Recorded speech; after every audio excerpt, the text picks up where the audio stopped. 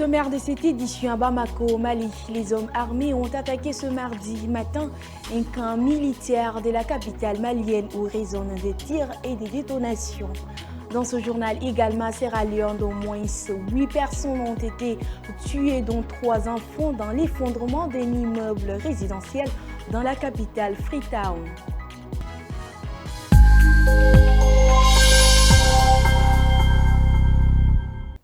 Mesdames, Messieurs, bonsoir et bienvenue au journal international de Tchad Info. Des hommes armés ont attaqué ce mardi matin un camp militaire de la capitale malienne Bamako où raison des tirs et des détonations où l'aéroport a été fermé, ont rapporté des responsables de l'AFP et des témoins.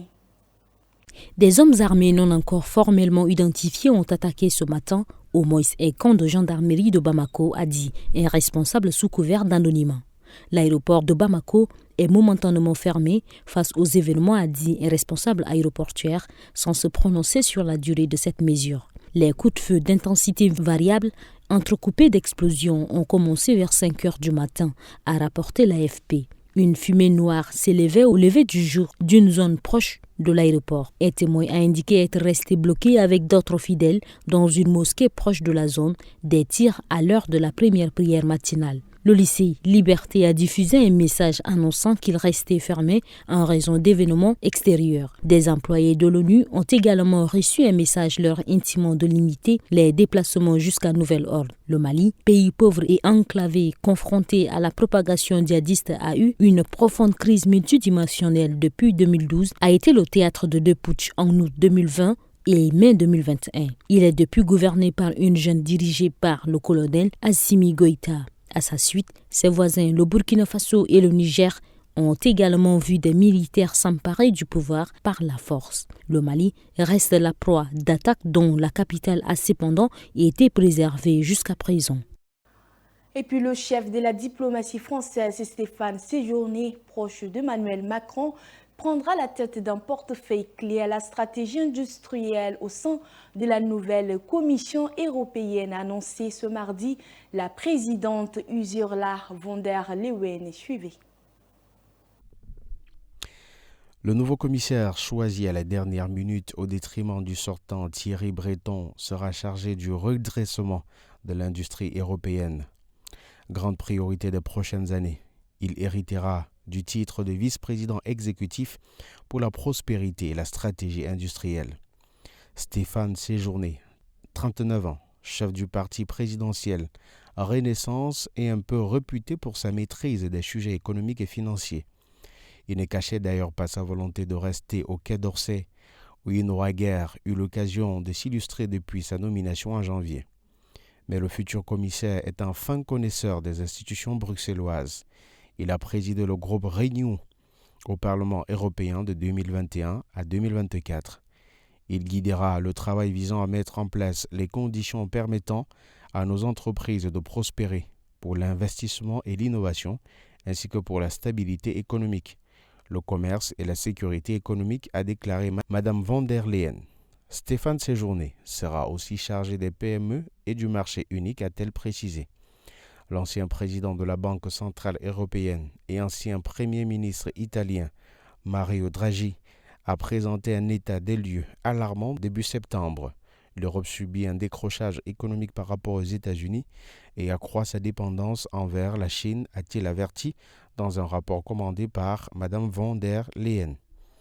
Les besoins d'investissement en Europe sont énormes, en particulier dans les transitions vertes et numériques, a souligné Mario Draghi, qui les chiffre entre 750 et 800 milliards d'euros par an, soit plus que le plan Marshall des États-Unis qui a soutenu l'Europe après la Deuxième Guerre mondiale. Le chef du Hamas a affirmé lundi que le mouvement islamiste palestinien s'est préparé à affronter durablement les forces israéliennes dans la bande de Gaza avec le soutien de ses alliés appuyés par l'Iran près d'un an après le début de la guerre. Nous nous sommes préparés pour mener une guerre d'usure, a déclaré Yahya Sinwar. Il a ajouté que les efforts conjoints avec les groupes de la résistance au Liban, en Irak et au Yémen allaient briser la volonté d'Israël. Dans un message de félicitations aux rebelles houthis du Yémen, alliés du Hamas, qui ont mené dimanche une attaque au missile sur le centre d'Israël, lundi, de nouveaux bombardements israéliens ont fait plus d'une vingtaine de morts dans la bande de Gaza, selon les médecins et des secouristes. L'armée n'a pas confirmé ce bilan. Près d'un an après le début de la guerre déclenchée par l'attaque du Hamas contre Israël, le 7 octobre, les opérations de représailles israéliennes ne connaissent pas de répit dans le territoire palestinien, assiégé et frappé par une catastrophe humanitaire.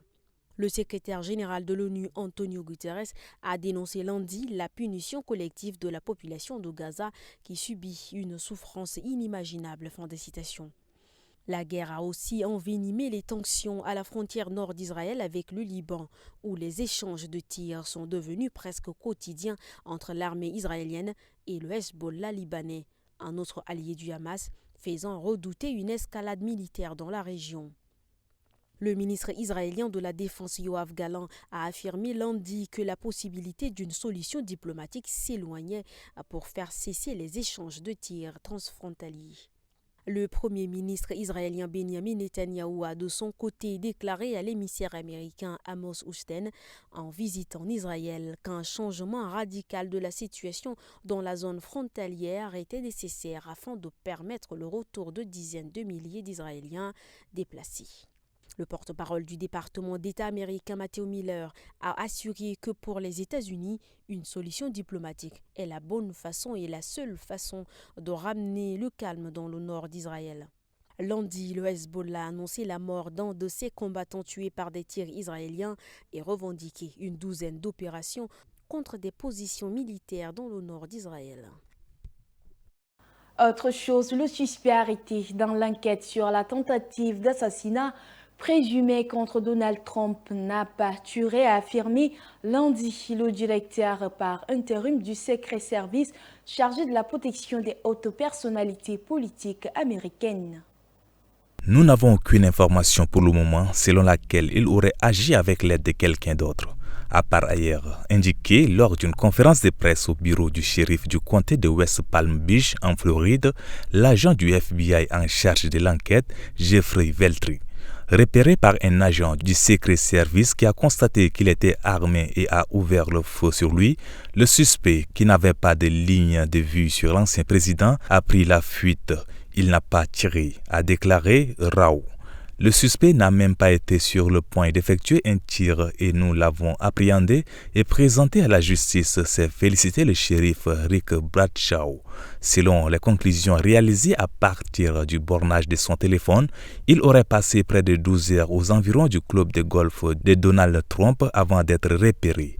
Présenté à un juge lundi, Ryan Wesley Root, un Américain pro-ukrainien de 58 ans que l'AFP avait interviewé en 2022 à Kiev, où il s'est rendu en soutien au peuple ukrainien, s'est vu signifier des inculpations de détention illégale d'armes en raison de son casier judiciaire et de possession d'une arme au numéro de série effacé.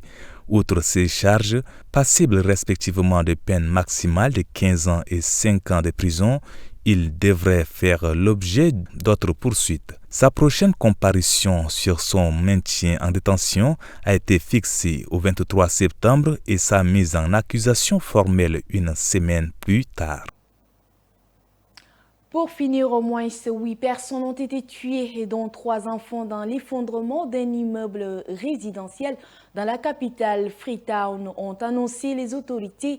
Les opérations de sauvetage se poursuivent à la recherche des survivants, toujours sous les décombres. Le bâtiment situé dans l'est de la ville, qui abritait des logements et des commerces, s'est effondré entre 11h et 12h GMT, a annoncé l'Agence nationale de gestion des catastrophes dans un communiqué. Jusqu'à présent, 6 personnes ont été secourues et 8 ont été confirmées mortes, dont 3 hommes, 2 femmes, 2 petites filles de moins de 5 ans et un petit garçon de moins de 5 ans, indique la NDMA. La NDMA confirme qu'il reste des gens coincés dans les décombres. Certains sont capables de préciser l'endroit où ils se trouvent. Aux secouristes, ajoute-t-elle.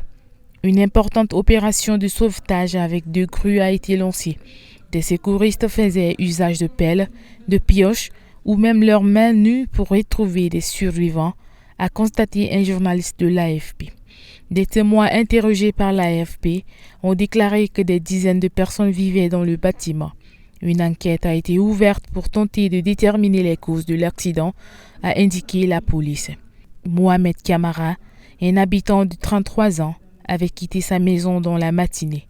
Sa femme et ses 3 enfants sont coincés sous les débris, a-t-il dit à l'AFP.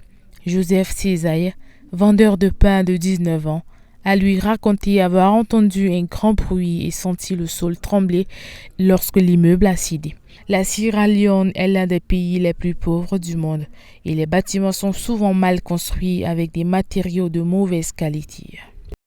C'est ici que prend fin cette édition. Merci à vous de l'avoir suivi. Restez des nôtres pour vivre l'actualité en continu.